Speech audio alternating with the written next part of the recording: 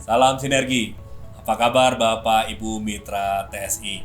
Kali ini saya akan share tentang sesuatu yang bermanfaat bagi Bapak Ibu, terutama yang bertanya-tanya tentang NPWP, pajak dan laporan pajak. Beberapa ada yang inbox, beberapa ada yang via leadersnya menanyakan kepada saya tentang, Pak Pur, bagaimana? Kan TSI minta NPWP, saya udah bikin NPWP nih, udah diisi di dashboard. Sekarang saya ditelepon sama orang pajak. Ada surat juga ke rumah. Saya harus gimana? Banyak pertanyaan-pertanyaan itu Bapak Ibu ya.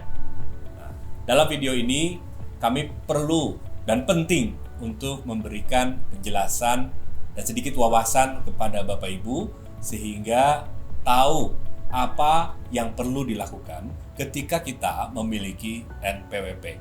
NPWP adalah nomor pokok wajib pajak, di mana setiap penduduk Indonesia yang memiliki penghasilan wajib memiliki NPWP sebagai bukti bahwa setiap penghasilan yang ia dapatkan, baik saat ia bekerja, ia berusaha, ia memberikan jasa servis, atau orang-orang yang dagang, mendapatkan dipotong pajaknya, disetor pajaknya. Ada unsur pajaknya. Setiap penghasilan yang dimiliki oleh warga Indonesia, maka saat itulah terhutang pajaknya. Bagaimana dengan Bapak Ibu yang saat ini menjalankan bisnis TSI, mendapatkan penghasilan dari TSI, kemudian oleh TSI dipotong pajaknya, dan Bapak Ibu, apa ini Pak? Karena Bapak Ibu misalnya punya penghasilan hanya dari TSI. Kalau punya penghasilan dari luar TSI dan juga dipotong pajaknya, bagaimana Pak Pur? Atau Bapak Ibu bekerja pada instansi pemerintah atau bekerja di pekerjaan swasta, mendapatkan gaji, kemudian dari TSI juga dapat penghasilan dipotong. Maka yang paling penting sekarang adalah Bapak Ibu kita semua perlu paham bahwa orang pribadi, ini bicara kalau badan segala macam tidak perlu karena kita kaitannya dengan kita sebagai orang pribadi yang menjalankan bisnis di TSI. Orang pribadi yang punya penghasilan wajib memiliki NPWP. Ketika ia memiliki NPWP, maka kewajiban selanjutnya adalah setiap tahunnya ia wajib lapor. Setiap tahunnya. Kapan waktunya? Yaitu bulan Maret. Setiap bulan Maret, batas akhir. Melaporkan pajak atas penghasilan yang ia lakukan di 1 tahun sebelumnya. Contoh, ini Maret 2019, maka batas akhir untuk pelaporan pajak tahun 2018. Contoh sekarang kita tahun 2019, maka kita wajib melaporkan atas penghasilan kita dari bulan Januari sampai dengan bulan Desember 2019 pada bulan Maret 2020. Batas akhir pelaporan SPT. SPT-nya SPT berapa? SPT 1770. Ketika Bapak Ibu memiliki NPWP, itu adalah kewajiban kita untuk melakukan laporan. Kewajiban pribadi, bukan kewajiban perusahaan. Perhatikan, ini secara global dulu. Ketika kita punya NPWP, maka kewajiban konsekuensinya kita melaporkan. Nah, isi laporan SPT itulah yang kemudian merangkum segala aktivitas kita selama 1 tahun di tahun sebelumnya. Tentang apa? Tentang penghasilan yang kita peroleh. Setiap penghasilan yang kita peroleh dalam 1 tahun yang dilaporkan di tahun berikutnya di bulan Maret, di jumlah, di total penghasilan dari siapa, total misalnya kayak tadi 40 juta.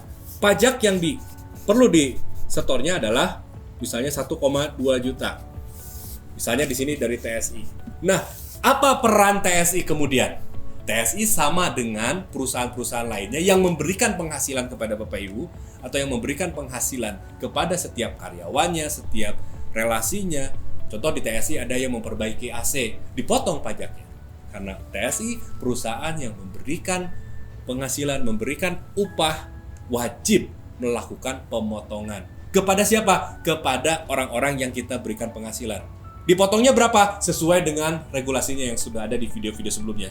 Yang tidak punya NPWP ada penambahan 20% dari yang seyogianya.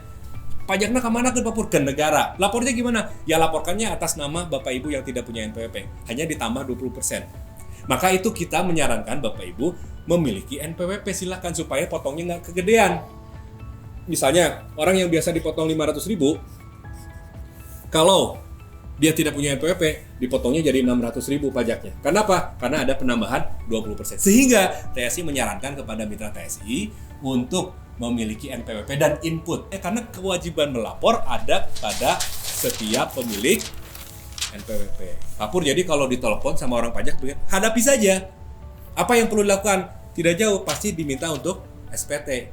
Kemudian, bagaimana setiap pajak yang sudah dipotong oleh TSI. Nah, disitulah Bapak Ibu perlu paham bahwa ketika lapor SPT, nanti semua penghasilan, bisa saja Bapak Ibu punya penghasilan dari luar TSI juga. Atau kalau saja dari TSI saja misalnya, nanti dihitung selama 1 tahun akan keluar angka, misalkan dari total 1 tahun 40 juta ini akan dipotong 1,2 juta. Dari 1,2 juta inilah Bapak Ibu, apakah jadi nanti saya sebelum bulan Maret, sebelum laporan, apakah saya laporan SSP 1,2? Belum tentu. Perhatikan, nanti TSI yang memotong pajak Bapak Ibu, misalkan ini ada beberapa perusahaan, kita misalkan satu perusahaan aja TSI aja ya Pak. Jadi Bapak Ibu akan dipotong sesuai 1,2 juta. Nanti TSI akan memberikan yang namanya bukti potong. Nah, bukti potong ini bisa Bapak Ibu unduh atau download di mana? Di tridayasinergi.com. Seperti ini, linknya ada di bawah ini. Setiap bulan Februari. Jadi nanti bulan Februari 2020 semua pemotongan pajak yang dipotong oleh TSI kepada Bapak Ibu bisa download bukti potongnya. Yang mana bukti potong ini menjadi lampiran total, misalnya dipotong oleh TSI 1,2. Bapak Ibu menghitung SPT, potongannya 1,2. Tinggal lampirkan saja di SPT itu bukti potong dari TSI sebesar 1,2 juta. Dikurangi 1,2 jadi berapa? Jadi Rp 0. Bapak Ibu cukup melakukan pelaporan dengan melampirkan bukti potong. Tidak perlu membayar lagi. Mudah-mudahan paham. Jika tidak ada paham, silakan ke CSO TSI untuk konsultasi atau ke Bapak Leader dan update-nya. Semoga bermanfaat. Salam sinergi.